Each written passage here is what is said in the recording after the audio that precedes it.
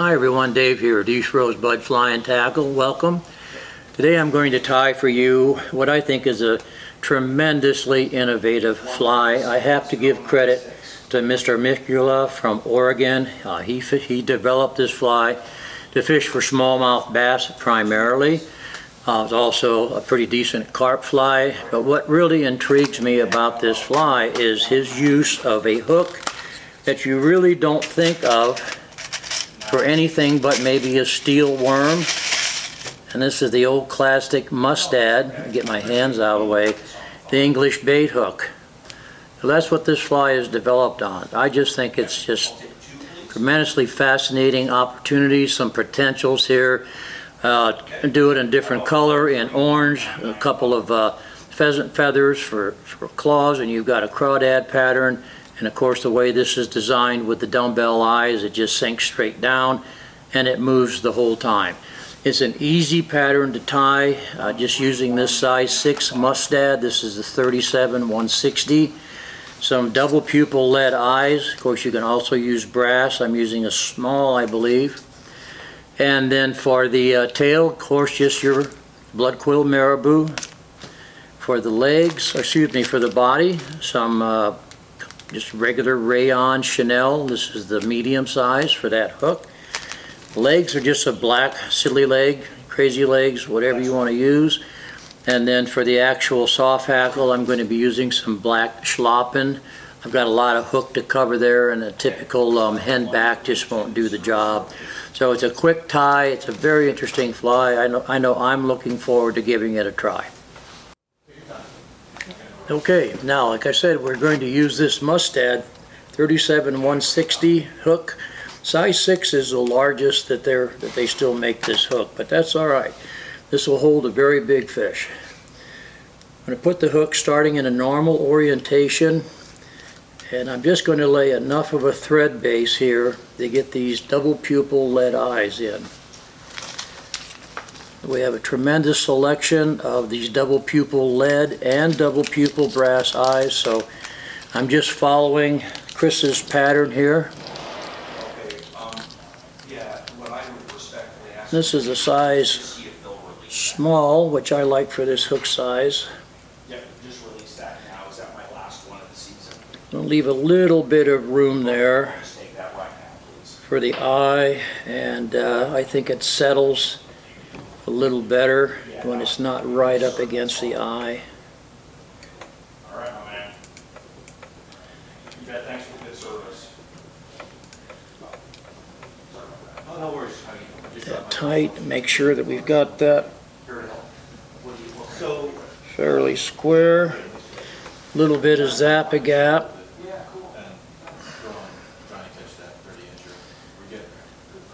We're inching up, but it's. Have you been down there?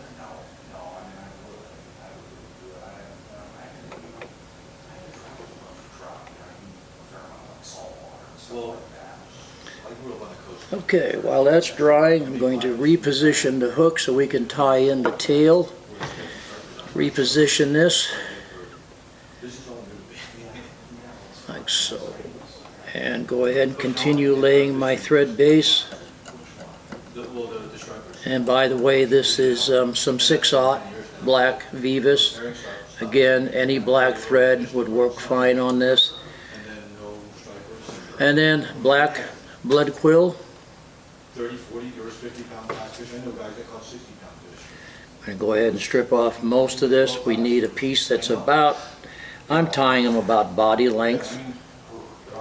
It's enough to have some movement without getting wrapped around the actual hook itself. Still has a run, but I knew guys that when they used to go by the tip of Montauk, they said they would grab fish 40 feet deep. Like that. He said you'd be catching a fish on top. With a pinch wrap, make sure we get this tied in. Now what happens is a lot of the fish, say here's the coast, are 2-3 miles off the coast. And then trim off the excess. But the quality of the fish is tremendous. Get those butts tied down. You should do it. It's fun. And then I'll move the hook back. It's funny because it's regular orientation to finish this up. We're kind of developing techniques that, well, you can call it swinging the fly now. I just know that you know, all that stuff, you figured it out. Okay, for the body, I'm using some medium size, just plain black Rayon Chenille. I like to stretch the chenille before I use it. Not quite that hard. This will take about 5 inches to wrap this.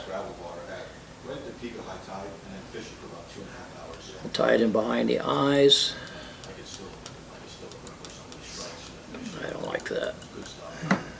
So I'm wondering if you could help me with, I just need kind of a selection of tries for the Yellowstone. I'm up by the timber. Is this your shop? Yeah.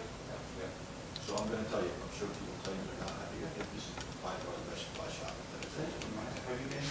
Put that on top of the hook as you wrap it back, and we're going to go all the way back to the base of the tail.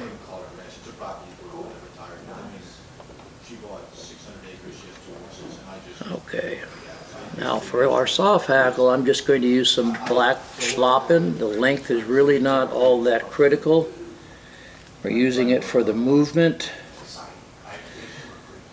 Take care of some of this base feather. It's just long enough to do the job for this hook. I'm just going to use a tip tie-in.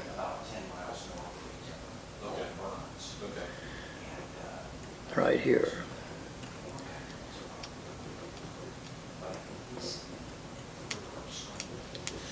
Right mid-shank here.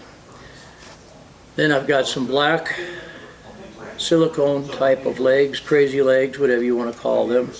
Just going to put a piece on each side, hold it about the middle. Couple of wraps there, and the same on my side.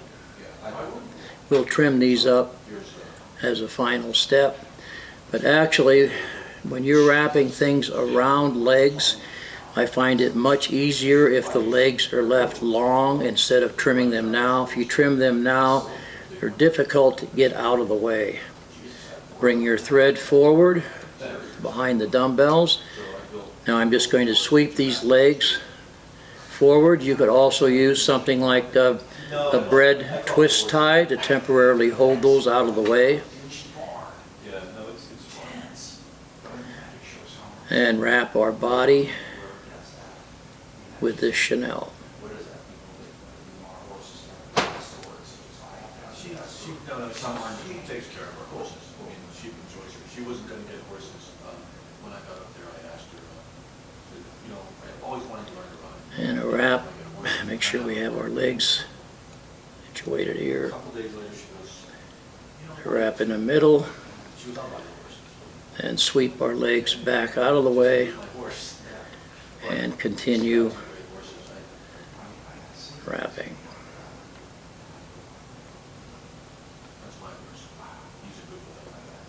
Okay.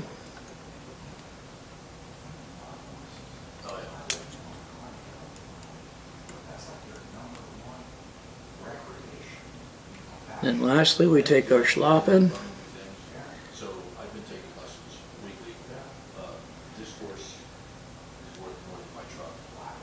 Make a few wraps. So it just provides extra movement for the fly. And as I harp to all of my fly tying students, your flies must look alive. That's the first thing that the fish decide upon, whether they're going to eat something or not, is it alive? Trying to get my legs out of the way here.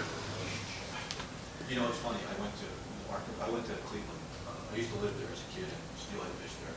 So I just went there this April and saw all my old friends and we fished. It was fantastic. It was so really good and cold. But I got home and it snowed a little bit. And I poked my head around the side of the barn. He didn't see me.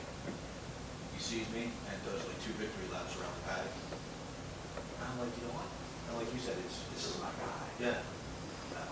Okay. I was calling him cool. Yeah, I wasn't mad. Well, I'm not waiting for my dogs.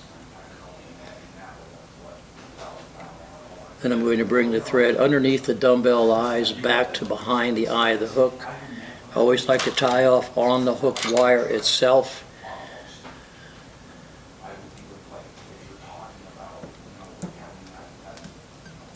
And of course you can add some head cement there if you like. Zap-a-gap, whatever your favorite is. Chris recommends trimming the soft hackle slightly away from the eyes. I don't personally know if that's going to make a lot of difference. I'm going to trim the legs about body length, like so. Not gonna lie to you, when I was 24, I was a lot harder on them than I needed to be. And I kind of learned